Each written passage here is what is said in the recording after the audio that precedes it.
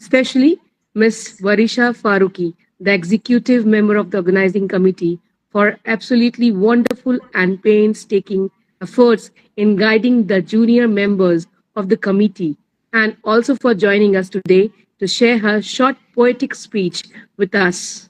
Really, Varisha, you have done a commendable job. It is my pleasure to introduce Varisha Faruqi, a talented poet, author, content creator, and writer from Prayagraj, formerly Allahabad, India. She completed her schooling at Girls High School and College, Prayagraj, and later graduated from Integral University, Lucknow, where she was honored with the prestigious gold medal for academic excellence. Her journey into poetry began in 2019 when she penned her very first poem in memory of her late father, a heartfelt piece that marked the beginning of her deep and meaningful connection with the world of literature. Good evening, everyone. Today, as we celebrate the spirit of independence, I feel grateful for the freedoms and progress our country has achieved.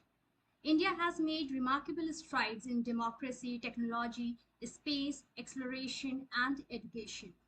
These accomplishments are truly commendable, and I appreciate the government's continuous efforts towards the nation's growth. However, as we honor our independence, I also wish to speak about a pressing concern, the safety and empowerment of our daughters. Freedom is not just a flag or a word in the Constitution. Freedom means safety, dignity, and the right to live without fear. I share these thoughts with utmost respect and hope, not as criticism, but as a humble request for stronger actions to ensure the safety of girls in India.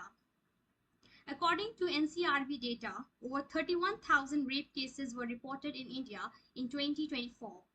That's about 85 girls every day. And we must remember many cases still go unreported. This highlights the urgent need for enhanced safety measures and awareness. I believe there are practical steps we can encourage the government and society to implement. First, mass awareness campaigns for families.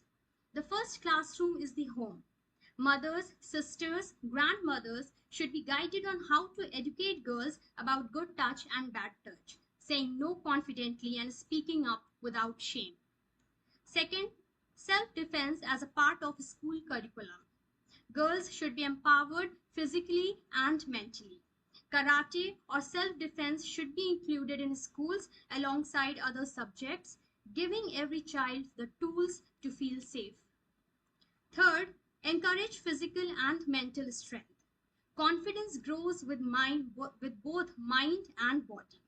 Yoga, gym, and fitness activities should be encouraged so that girls are strong, self-reliant and fearless. ये हाथ सिर्फ रोटियां क्यों बेलें इन्हें dumbbell भी उठाना आना चाहिए सिर्फ घर वालों का ही क्यों इन्हें खुद का ख्याल भी रखना आना चाहिए A strong body builds a strong mind.